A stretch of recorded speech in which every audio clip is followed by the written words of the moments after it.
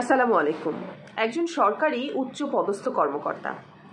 আসলে সে যখন তার পোস্টে ছিল তখন কারোর সাথে ভালো ব্যবহার করতো না। 5 বছর পরে সে রিটায়ারমেন্ট করার পর তার অফিসে কিছু জরুরি কাগজপত্র নেওয়ার জন্য অফিসে যায়। তবে যাওয়ার পরে তার পরিচিত কর্মস্থলের জায়গাটাকে নিমিষে অপরিচিত মনে হয়। কারণ কি জানেন? কারণ আরো অনেকেই সেখানে কাজ করছিল। কেউই তাকে দেখেও যেন না দেখার ভান করছিল। কারণ তার সাথে কারো এরকমভাবে সুসম্পর্ক ছিল না। কারণ যেহেতু সে বস ছিল, কখনো কারোর সাথে সম্পর্ক তৈরি করার কথা চিন্তাই করেনি। সব সময় নিজের পাওয়ারটাই দেখিয়ে যেত। সে বুঝে গিয়েছিল অনেকে তাকে দেখেও যেন তার দিকে তাকাচ্ছিলই না। হঠাৎ করে একজন আগন্তুক একটা মানুষ এসে তাকে জিজ্ঞেস করলো, আপনাকে কি কোনোভাবে সাহায্য করতে পারি, বা আপনি কি কারণে এসেছেন?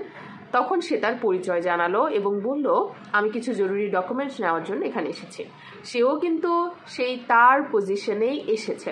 সে নতুন অফিসার সবকিছু শোনার পরে তাকে তার কেবিনে ডাকে এবং সেখানে তাকে নাস্তার ব্যবস্থা করে এবং গল্প শুরু করে। বলে, স্যার, আপনার অবসর জীবন কেমন কাটছে, কেমন লাগছে? তখন সেই প্রাক্তন অফিসার বলে, প্রথমের দিকে ভীষণ খারাপ লাগতো। এই অবসর জীবনটা আসলে ভীষণ কষ্টের।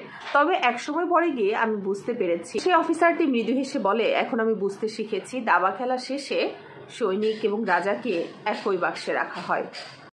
পদমর্যাদা, উপাধি, পদবি সবকিছুই অস্থায়ী। মানুষের ভালোবাসাটাই শুধুমাত্র স্থায়ী, এবং সেটা অর্জন করতে হয় ভালো আচরণ, বিনয় এবং ভালো কথার মাধ্যমে। তবে দুঃখের বিষয়, আমি আমার কর্মজীবনে এই ভালোবাসাটাই কখনো অর্জন করতে পারিনি। কথাটার মরাল অফ দ্য স্টোরিটা কি জানেন? এখান থেকে প্রকৃত শিক্ষাটা আসলে কি? একটা সময় পরে গিয়ে আমাদেরকে কড়ায় গন্ডায় সব হিসাব মিলিয়ে দেয়, কিন্তু আমরা সময় থাকতে কখনোই সেটা বুঝতে চাই না।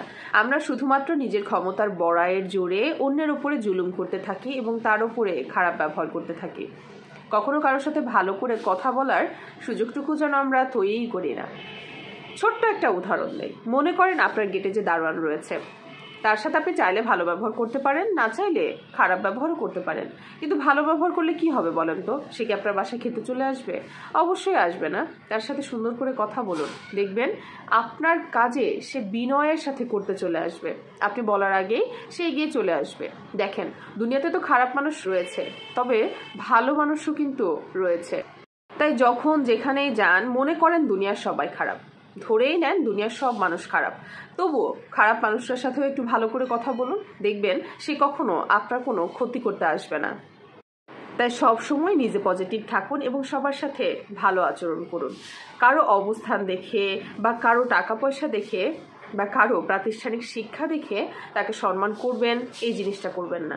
সবাই মানুষ, তাকে মানুষ হিসেবে গণ্য করুন এবং তার সাথে ভালো ব্যবহার করুন।